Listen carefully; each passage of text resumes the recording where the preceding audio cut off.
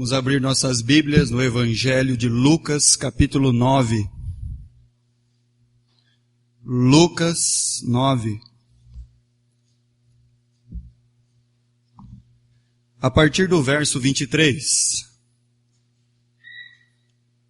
Evangelho de Lucas, segundo Lucas 9.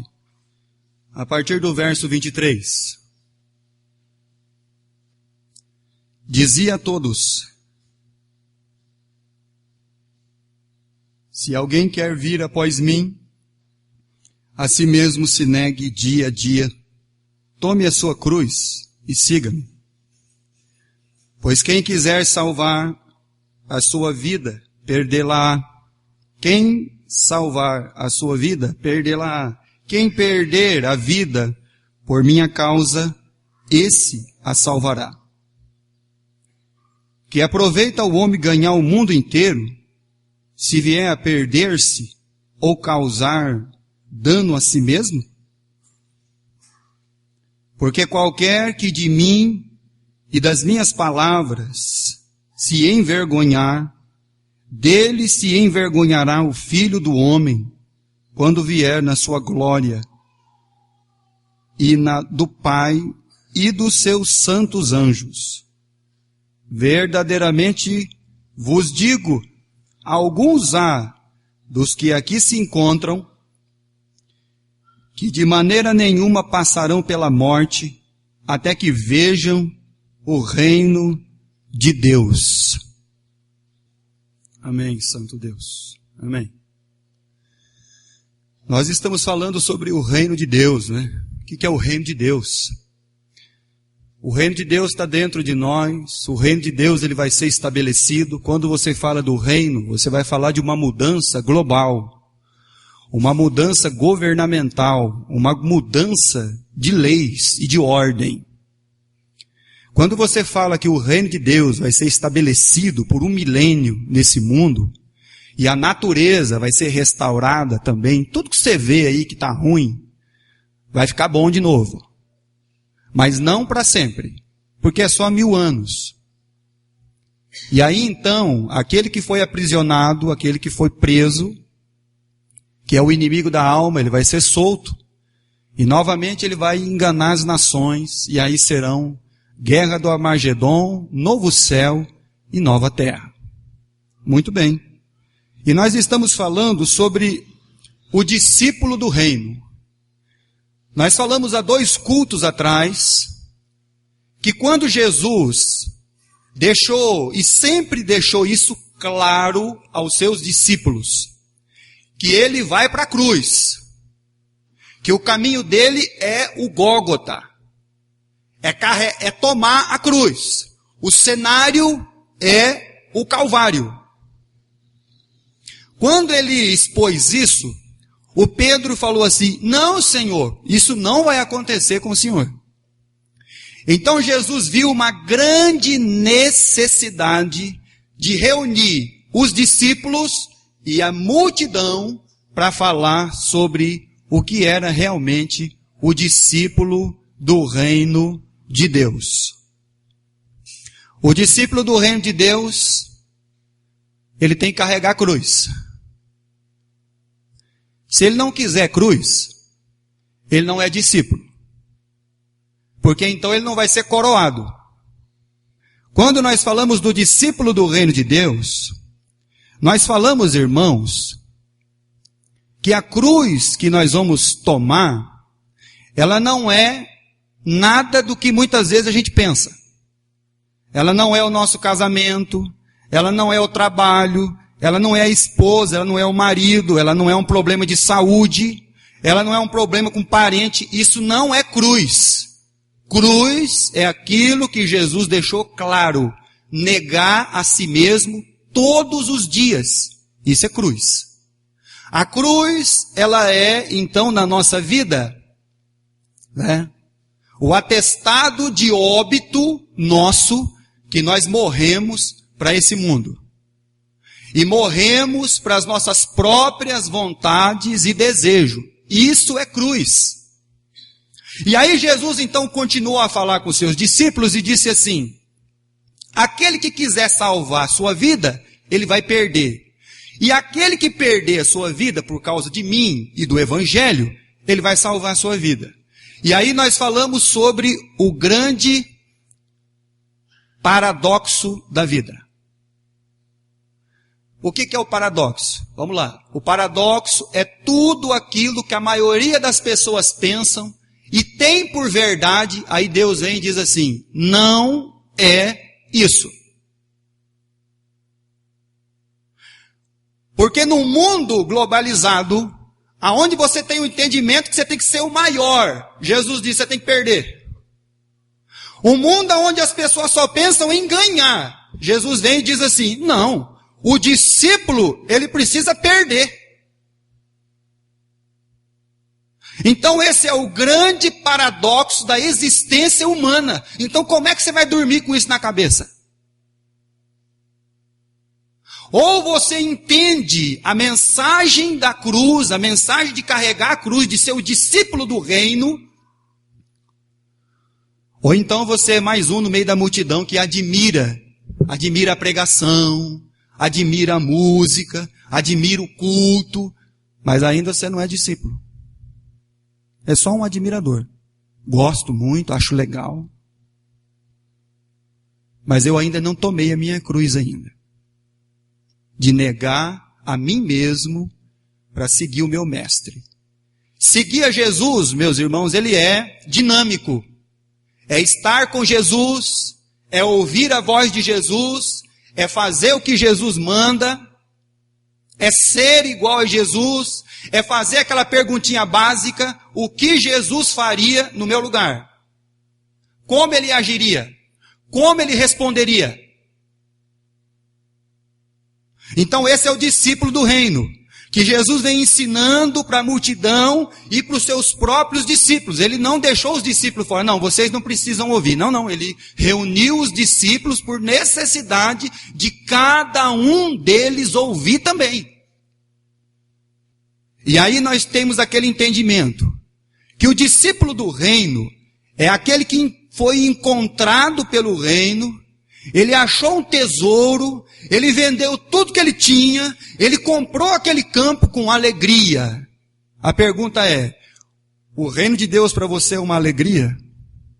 É o tesouro da sua vida? Para ser discípulo do reino, irmãos, vai ser preciso, olha, que nós venhamos a mudar muito os nossos conceitos. Em que sentido? Porque senão nós vamos ficar aleatórios ao reino. Porque o que tem que pesar na nossa vida, e o que deveria pesar na nossa vida como filhos de Deus e como discípulos do reino, são as coisas eternas, e não as temporais. Mas o que pesa mais na nossa vida são o quê? As temporais. E aquilo que é eterno.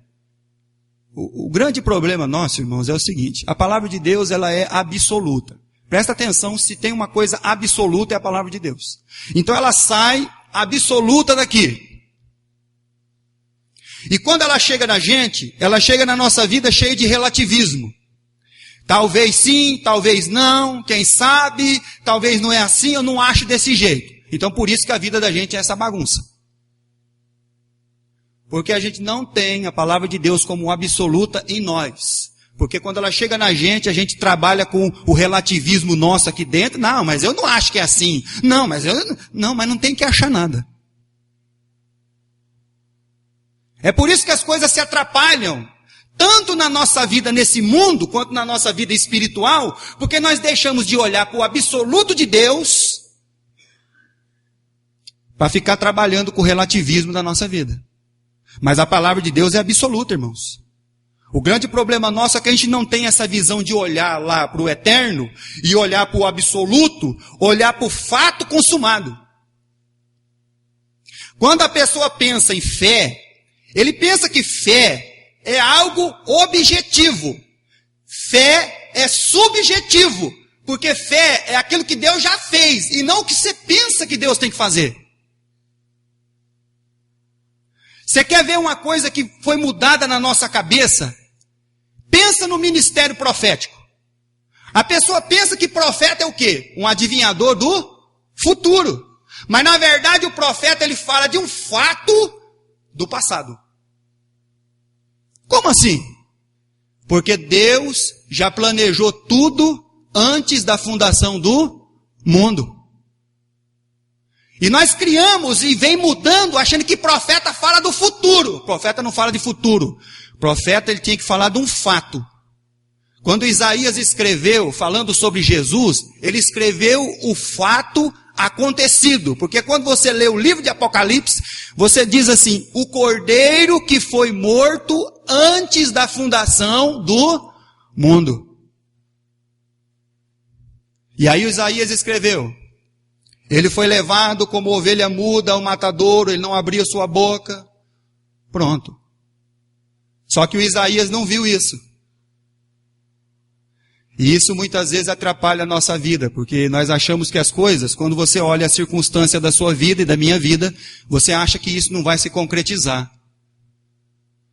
Mas quando você então parar de olhar o relativismo da sua vida, os seus achismos, e você colocar o absoluto de Deus para funcionar, eu olho para o absoluto da palavra. Então você não vai ter problema.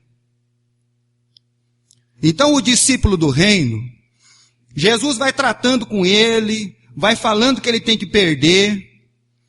E ele tem que perder o quê?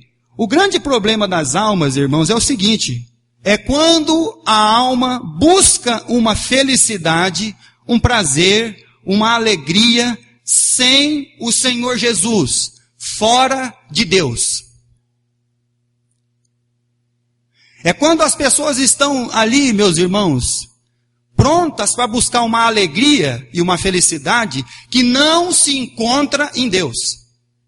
Então, lembrado que Salomão tentou fazer isso? Ele tentou construir, ele construiu um monte de coisa, ele plantou jardim, ele plantou vinha, ele teve 1000 mulheres, ele fez de tudo. Mas isso não preencheu o vazio da sua alma. Porque as pessoas estão buscando uma felicidade fora de Deus. E isso não existe. Porque o apóstolo Paulo deixou bem claro uma coisa lá em Atos para os gregos. Nós só existimos, nós só nos movemos nele. Então vida só tem em Deus. Fora de Deus não tem nada. Se você não entender isso aí, vai ficar complicado. Se a vida só existe em Deus, e ela está em Deus, fora de Deus não tem vida e não tem felicidade nem alegria. Mas o mundo ele trabalha nesse sentido. Né? Por quê? Porque o mundo, ele vai construindo os sonhos e as fantasias das pessoas. O que as pessoas querem numa cidade grande? Um shopping. Bem bonito, com um monte de loja, com um monte de vitrine, para oferecer a sua felicidade, porque a sua felicidade está lá dentro. A sua felicidade tem um vidro que impede você de ser feliz, porque ele coloca na sua cabeça que a sua felicidade está lá dentro. Aí o mundo faz um monte de show, porque ele fala assim, ó, você só vai ter prazer se você for lá no show. Você anda nas avenidas, o que tem lá? Tem as grandes danceterias, boate da noite. Porque o mundo põe na cabeça da pessoa que ele vai ser feliz se ele tiver a partir das 11 horas da meia-noite lá dentro. Fora de Deus não tem nada. Mas o mundo constrói essas coisas. O mundo oferece as boutiques, as viagens, para você ter prazer nas viagens. O mundo oferece tudo isso, irmãos. E aí a gente fica lutando e buscando uma felicidade fora de Deus, porque a gente está tentando salvar o que, irmãos? A nossa vida. E tentando salvar ela, nós estamos ponhando ela a perder. Porque a gente não entendeu ainda que a nossa plena alegria e realização, ela está em Deus. Lucas capítulo 15. A partir do verso 11.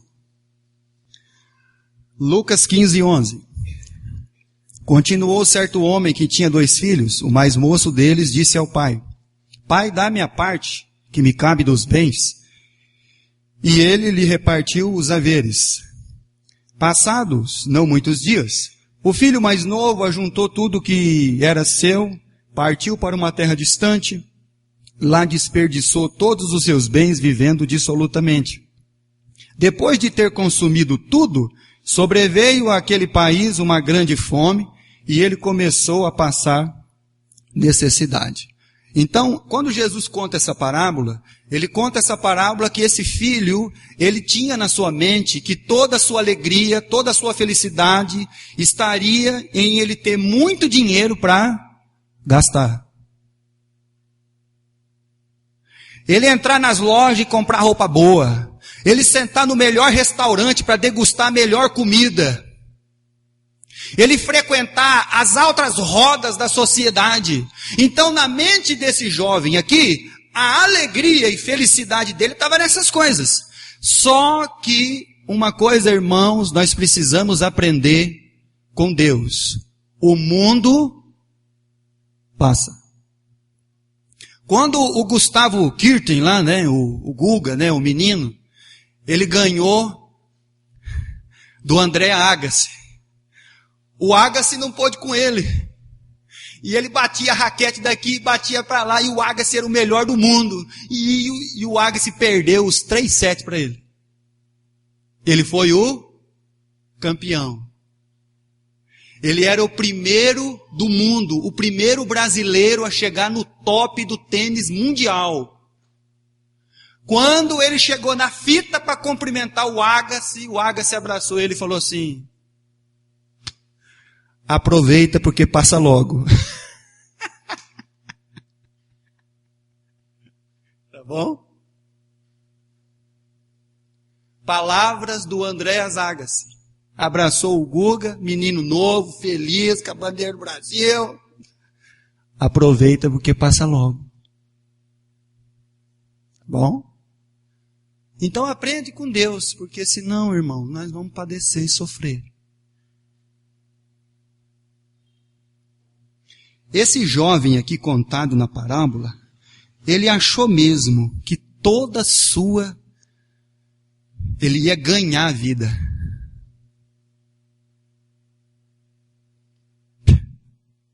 Jó capítulo 20. Abra sua Bíblia no livro de Jó. Jó é antes de Salmos. Antes de Salmos é Jó. Jó capítulo 20, versículo 5. Jó capítulo 20, versículo 5. O júbilo dos perversos é breve, e a alegria dos ímpios é momentânea. A alegria desse mundo, irmão, vai passar bem rapidinho na sua vida. Eu me lembro quando eu estava lá na cidade, eu tomava conta dos jovens, né? E tinha uns 15, 16. Aí chegava essas épocas de festa na cidade. Eu já avisava para eles, toma cuidado. Porque isso aí é uma pura enganação. Essas coisas levam o melhor da sua vida embora. E deixam o pior deles em você. Toma cuidado.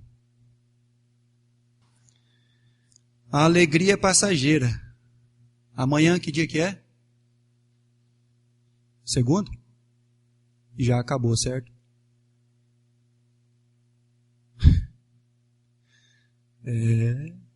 Passa rápido. É breve, momentânea. Eclesiastes capítulo 12. Aí depois aí de Salmos, depois de Provérbios, Eclesiastes 12, versículo 1. Lembra-te do teu Criador nos dias da tua mocidade, antes que venham os maus dias e cheguem os anos aos quais dirás, não tenho neles. Então vai chegar o dia em que essa alegria momentânea, ela não vai mais conseguir gerar a sua vida. E aí você vai chegar naqueles dias da sua vida em que você vai pensar, eu não tenho alegria mais neles, porque os olhos vão fracassando, os dentes vão ficando mais fracos, porque você já não consegue nem comer mais aquele amendoim japonês, porque você fica sem os dentes. Isso é uma realidade, irmãos. As pernas já não ajudam mais. E aí vai. Então, se a sua alegria ela não for em Deus, você vai ser a pessoa mais frustrada do mundo. Porque a grande pergunta que você vai fazer no dia que você estiver nesse dia, o que é que eu fiz da minha vida? Eu tive um dia em uma igreja e eu tive uma oportunidade de lembrar do meu Deus nos dias ainda que eu tinha força. Lucas capítulo 9. Verso 25. Que aproveita o homem ganhar o mundo inteiro, se vier a perder-se ou causar dano a si mesmo. Então aqui nós temos a grande pergunta de mercado. O que eu ganho se eu fechar o negócio? E o que eu perco se eu não fechar o negócio? Nós estávamos falando ali agora há pouco sobre comprar carro. Então o que eu ganho se eu comprar? E o que eu perdo se eu não comprar agora? Essa é a grande questão de Jesus. Quando Jesus vai tratar desse momento com os discípulos e todas aquelas pessoas da multidão, ele diz assim, agora é o momento de você então descobrir o que você vai ganhar se você fechar esse negócio de ser o discípulo, essa proposta do discipulado, quem quer vir após mim? Essa proposta que Jesus ela faz ao coração e à alma do homem. Então agora é o momento de você pesar as coisas na balança. O que eu ganho se eu fechar a proposta com o Senhor e o que eu vou perder se eu não fechar essa proposta. Lucas 18. Vai um pouquinho para frente aí do Evangelho de Lucas, capítulo 18, verso 22. O discípulo do reino. Então Jesus chamou todas aquelas almas, irmãos, e propôs para eles, olha, quem quiser, você quer tomar a cruz? Capítulo 18 de Lucas, versículo 22. Ouvindo, Jesus disse-lhe, uma coisa ainda te falta, vende tudo o que tens, dá aos pobres e terás um tesouro no céu, depois vem e segue-me. Mas, ouvindo ele estas palavras, ficou muito triste, porque era. Então a proposta foi feita. E aí então esse jovem pesou na balança o que eu ganho e o que eu perco. Como as coisas eternas não pesaram na sua vida, o que pesou foi as coisas passageiras. O que são as coisas passageiras? As coisas passageiras são aquelas que não têm influência nenhuma no reino de Deus, no novo céu e na nova terra. O Bill Gates pode morrer nesse mundo sendo considerado o homem mais rico do planeta. Mas quando o corpo ficar e a alma dele, se ele não tem Jesus e não é salvo pela graça por Cristo, vai lá para o Hades, ele é o homem mais miserável do universo, da existência. Ele não é o homem mais rico do mundo, ele vai ser o homem mais miserável da existência. Então hoje você tem a oportunidade de pesar. O que eu ganho, o que eu perco? E o menino aqui pesou. Ele pesou porque o amor que ele tinha era no dinheiro. O amor que ele tinha era nas coisas que ele possuía. E aí então ele declarou a fé no Deus desse século. Qual é o Deus desse século, meus irmãos? Descrito em Mateus 6, 24. Não podeis servir a dois, ou há de amar um e aborrecer o outro. Você não pode servir a Deus e a Mamon. Ele optou por Mamon. Eu vou perder, eu não vou ganhar. Olha, mas Jesus disse o que para ele, irmão? Presta atenção. Você vai ter um tesouro no céu. E tesouro no céu, lá não tem ferrugem, lá não tem traça.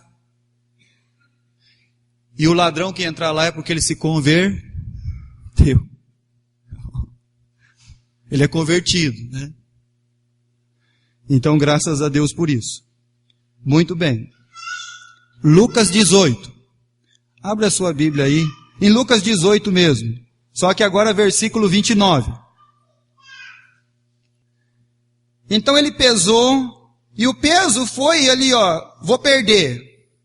Aí Jesus vai conversar com os discípulos e vai falar para eles o que eles vão ganhar por terem fechado essa proposta do discipulado.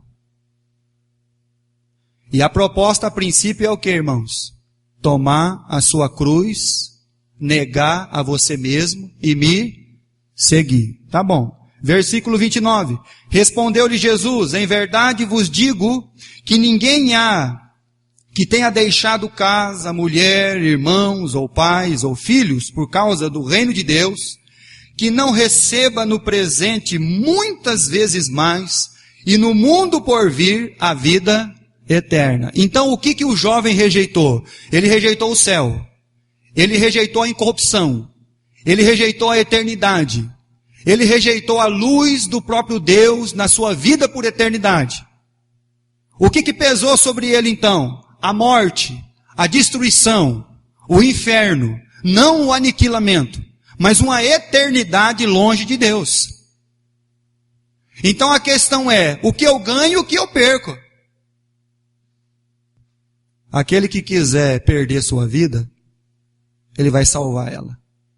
Mas aquele que quiser salvar a vida, vai perder ela.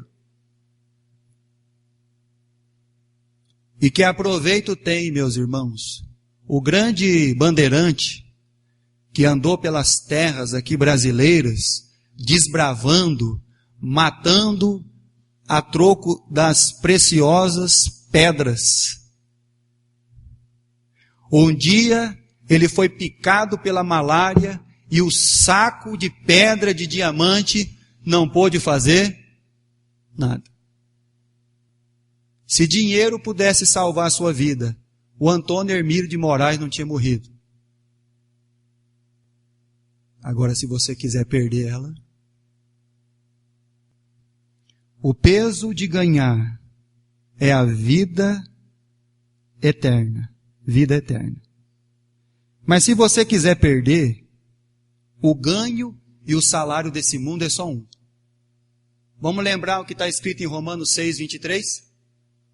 Porque o salário do pecado é mas o dom gratuito de Deus é vida em Cristo Jesus. Sabe qual que é o salário desse mundo? É o salário do pecado. É a morte. Estão lembrados da mensagem passada? Que o que Judas recebeu foi 30 moedas e mais uma corda.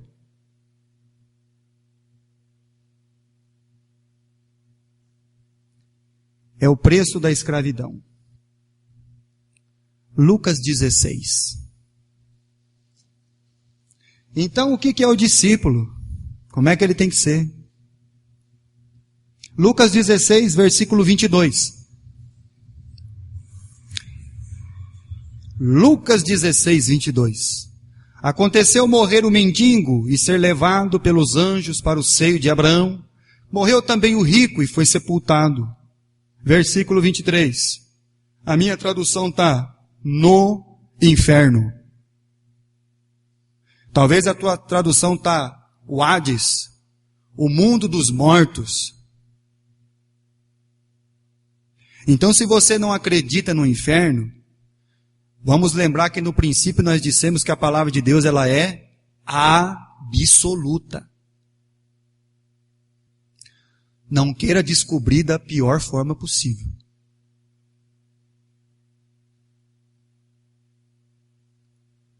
No inferno, estando em tormentos, levantou os olhos e viu de longe a Abraão e Lázaro no seu seio.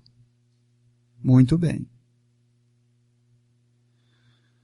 Lucas capítulo 9. Um peso de perdição e um peso de salvação eterna. O que você perde e o que você ganha.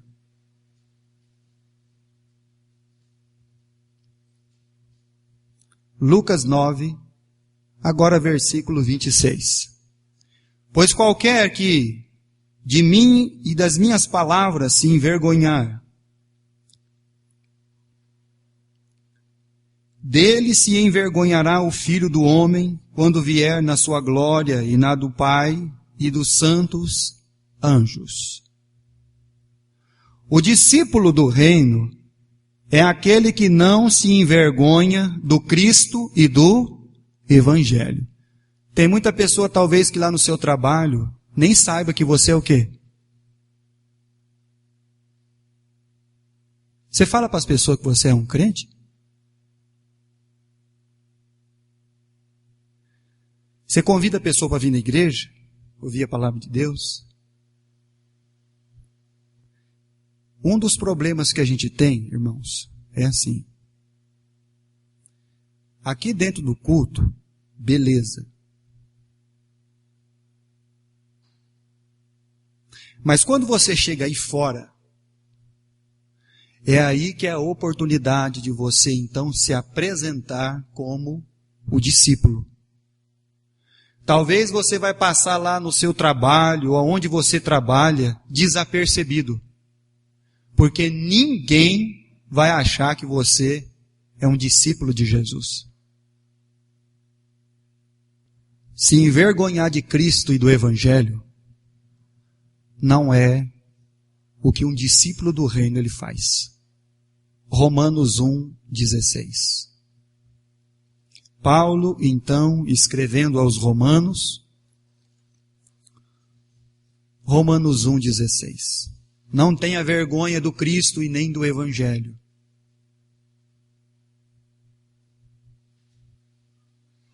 Romanos 1:16. Pois não me envergonho do Evangelho. Por que você tem que ter vergonha do Evangelho? Porque no terceiro milênio, no século 21, você continua carregando uma Bíblia? É isso? Em pleno mundo globalizado, da tecnologia na alta, ainda você continua sendo aquele do passado que carrega a Bíblia? Que crê num homem crucificado? É isso? Vivendo no pós-modernismo da sociedade humana, mundial, você ainda é aquele que crê nas Escrituras? Você ainda é aquele que vai na igreja? Você vai na igreja? Rapaz, faz isso não. Você é aquele que anda com a Bíblia? Romanos 1:16.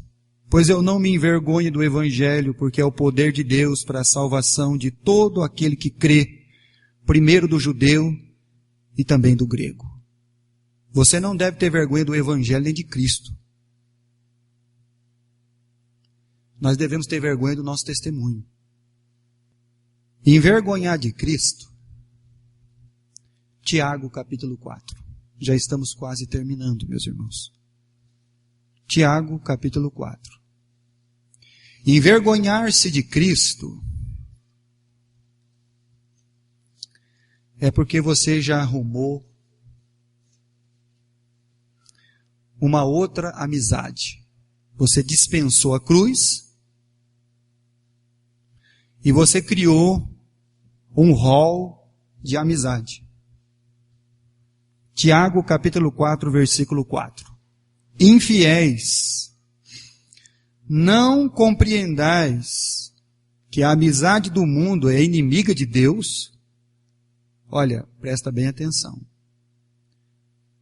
Aqui, Tiago não está dizendo para você fazer que nem os monges do passado. Entrar num templo lá no meio do alto, lá da montanha, ficar se flagelando e achar que você está separado do mundo, que você não é amigo do mundo. Não é isso.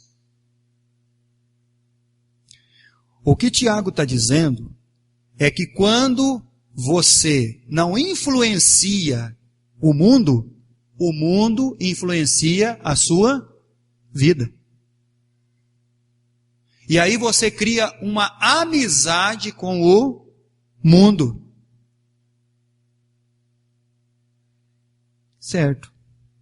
E isso é uma inimizade contra Deus. Aquele, pois, que quiser ser amigo do mundo, constitui-se inimigo de Deus. Lucas capítulo 24. Quando Jesus disse para os seus discípulos assim, para a multidão, que a maioria daquelas pessoas que estavam ali não passariam pela morte antes que eles vissem o reino de Deus com poder. Ô louco, pastor, então eles estão vivendo até hoje, mas eles viram o reino de Deus com poder. Como assim? Eles viram Jesus no monte da transfiguração, com o seu corpo todo resplandecido.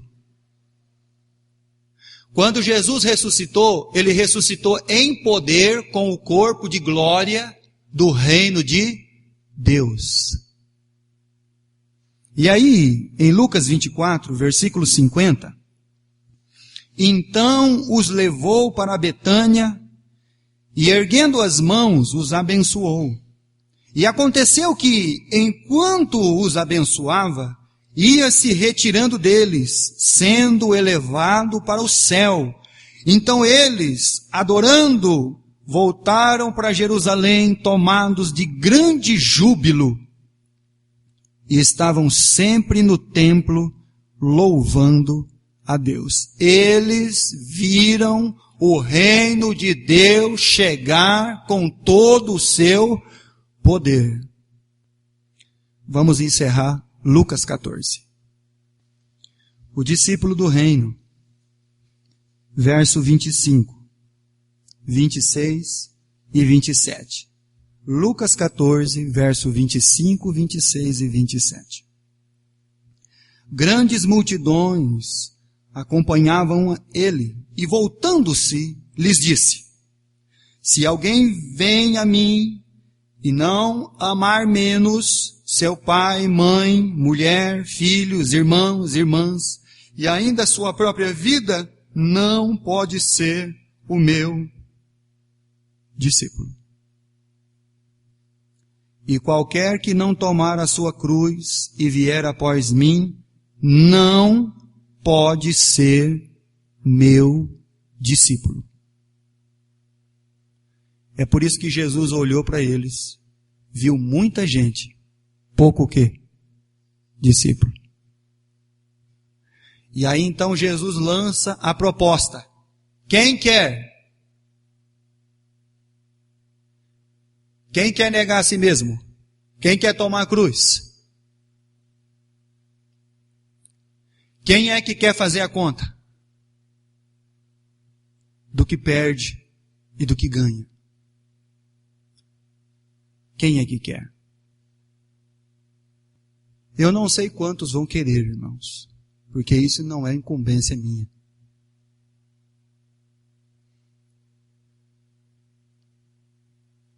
Mas eu tenho plena convicção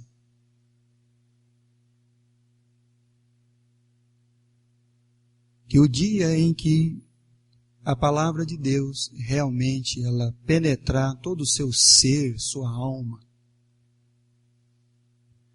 o Espírito Santo de Deus convencer você, você vai tomar a cruz. Vai negar a si mesmo. Vai ser discípulo do reino. Vai ter um peso de eternidade sobre a sua vida. Negue-se a si mesmo. Esse é o discípulo do reino de Deus. Amém? Meus amados irmãos, temos então alguns recados. O próximo domingo é dia 13. Nós vamos então comemorar os aniversariantes do semestre. Tá bom? Então, você pode trazer por família um refrigerante e um pratinho salgado, tá? Então fica para cada família, todos estão convidados, tá bom? Um refrigerante e um pratinho salgado, domingo que vem. Nós vamos comemorar os aniversariantes do semestre, né? Inclusive dia 5 a Laurinha fez aniversário, né? É hoje? Dia 5 foi o Renato, né? Dia 5 é o Renato e dia 6 é a Laura. Tá certo. Tá bom. Muito bem. Então estamos aqui então dizendo, olha, todos estão convidados, tá? Eu gostaria de ler um pedacinho da carta aqui, que o irmão Alexandro e a irmã Francis Meire Modena são aqueles missionários que estão lá na tribo Sataré Maué, lá no Amazonas. Então eles mandaram uma cartinha aqui. A princípio eles enviaram com um versículo. Ainda que a figueira não floresça, nem haja fruto, mas na vide.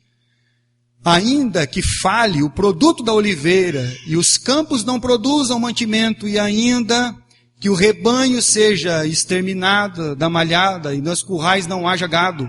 Todavia eu me alegrarei no Senhor, e exultarei no Deus da minha salvação. Abacuque 3, 17, 18. Muito bem. Irmãos, ele fala, como vocês estão? Alegre-nos no coração de lembrar de vocês. Vocês têm sido o nosso auxílio aqui. Temos pedido a Deus que vocês estejam bem e que os seus corações estejam firmes na palavra de Deus. Nós aqui estamos bem. Começamos um programa de reforço escolar com algumas crianças. Nossos planos é que elas possam ler a palavra de Deus futuramente. As escolas por aqui possuem muitas dificuldades. Os professores aqui são quase analfabetos e usam o material em português. Por isso temos tentado produzir algum material na língua do povo para esse fim. Há uma jovem senhora germana que tem ajudado a Francis Meire a aprender a língua. Ela estava com suspeita de tuberculose, foi para a cidade fazer o exame. Era apenas uma alergia forte, devido às floradas das árvores no tempo seco. Todas as manhãs, a Francis Meire vai para a casa dela. Um dia ela ensina português e outro dia a germana ensina-lhe a língua. E assim ela tem caminhado para o alvo. Mas a Francis Meire gostaria de ter mais influência na língua para poder falar a palavra de Deus para ela. O povo gosta muito de música. E por causa disto, os celulares viraram uma febre aqui. Pois é. E nem chega o sinal de celular. O problema disto é que o povo tem considerado as músicas gospel como sendo palavra de Deus. E estas músicas estão recheadas de heresias. Alguns nos perguntam o que as músicas estão falando. E quando falamos o que as músicas não são a palavra de Deus, eles não aceitam, ficam chateados conosco, porque eles acham que as músicas são bonitas e querem cantá-las. Estamos na temporada das roças. E o povo sai, a aldeia fica quase deserta. Tenho procurado aprender a língua sozinho, ouvindo áudios. Ainda não tenho um ajudante. Mas quando algum homem está desocupado, tenho aproveitado para estudar e adquirir influência. Tenho feito algumas traduções de alguns versículos. Quando os leio a eles, entendem e ficam felizes por ouvirem a palavra de Deus na sua língua. Mas os supostos crentes ficam ofendidos porque a palavra de Deus fere as suas crenças e as heresias que eles estão seguindo. Nós rogamos a Deus que ilumine suas mentes obscurecidas. Contamos com as orações em nosso favor. Agradecemos a Deus todo o consolo por suas vidas e pela participação nesse ministério. No amor do Mestre, Alexandro Francis Meire, Modena. Eles vieram para a cidade esses tempos agora, com o barquinho, está na tempo da seca, o rio está bem baixo. Então o barco corre o risco de afundar, de bater, de encalhar. Deus tem que trabalhar no coração mesmo dessas pessoas, né, irmãos? Muito bem. Agradecemos a Deus então. Vamos ficar de pé mais uma vez? Vamos agradecer aí a presença, né? Família aí do nosso querido, seu Ricardo, esposa, a Nenê, né? Seu Ricardo aí esteve aqui no princípio com a gente um pouquinho, fez essa área aí fora. Seu Ricardo foi o que fez o madeiramento da igreja aqui. A gente quer agradecer ao senhor, seu Ricardo. Muito obrigado. Tá bom? E agradecer também a visita. Que maravilha, né? E a Nenê, mas está tão linda, né? Ela passa, eu faço questão de cumprimentar ela. Está muito linda mesmo. Que Deus abençoe os irmãos, né? E voltem sempre, se assim for o desejo de vocês. Tá bom? Vamos orar então a Deus e agradecer a Deus por tudo que Deus tem feito por nós. Senhor, nosso Deus e Pai eterno, obrigado, Senhor, por esse dia.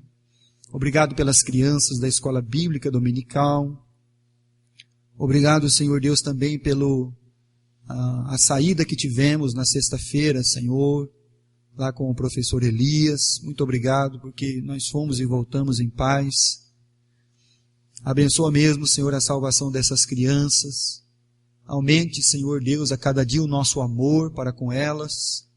E que a palavra de Deus que está sendo pregada aos seus corações venha, Senhor Deus, então, ser a palavra de salvação delas, ó Pai. Quero agradecer por cada vida, cada alma aqui presente, cada família. Pai amado, que o Senhor continue então abençoando as vidas. O pão nosso de cada dia, Senhor, muito obrigado. Não tem nos faltado nada, Senhor. Nós somos agradecidos por isso, Pai. De como o Senhor é fiel, Senhor. E tem nos abençoado mesmo. Peço que o Senhor continue cuidando dos enfermos. Peço, Senhor Deus, pela irmã de nosso irmão Renivaldo. E cuidando dele também, Senhor, nas estradas, quando está viajando. Obrigado, Senhor Deus, aí também pela cirurgia da pessoa que é conhecida aqui, da irmã Ana Laura, Senhor. Que o Senhor continue tratando daquela vida e daquela alma, Pai. O câncer, Senhor Deus, que está ali. E pedimos mesmo, Pai, que o Senhor tenha compaixão, que a Tua palavra chegue àquele coração ali, Pai querido. Santo Deus, peço também pelos demais irmãos que porventura, Senhor, estejam enfermos, que o Senhor esteja então colocando as Tuas mãos saradoras, ó Pai, para que eles sejam curados mesmo, Senhor, de toda a enfermidade, ó Deus. Pai amado, obrigado pela salvação, obrigado pelo perdão de nossos pecados. Querido Deus, continue abençoando a igreja que é sua, as ovelhas que pertencem ao seu aprisco. Abençoe aqueles, Senhor, que não se fazem presentes nesta noite, mas peço que o Senhor esteja cuidando de cada um deles. Abençoa, Senhor, e é o nosso pedido e a nossa oração pela gravidez de nossa irmã Sara. Continua, Pai, zelando por ela, Senhor, cuidando da sua vida mesmo e abençoando, Senhor, todos os dias. Peço pela Paula também, pela mãe do Michel, que o Senhor esteja cuidando dela, Senhor, que ela está próxima de ganhar então ali, Senhor, conceber aquela vida. Peço que o Senhor esteja cuidando dela também, Senhor. Pai amado, despede-nos com a sua paz. Nos leva, Senhor, guardados pelo seu poder. Em nome de nosso Senhor e Salvador Jesus o Cristo. Amém, Pai Celestial. Lembrar que o professor Elias, esse ano, ele não vem mais, né? Ele vai ter muita formatura para fazer até o final do ano, então esse ano ele não vem mais, não tem mais aulinha. Então a gente pode, então, fazer o coral na sexta-feira, tá, irmã? Então, coral, sexta-feira, 7h30. Beleza? Ensaio. Certo? Que Deus abençoe a todos, então. Estamos, então, encerrados. Vão em paz.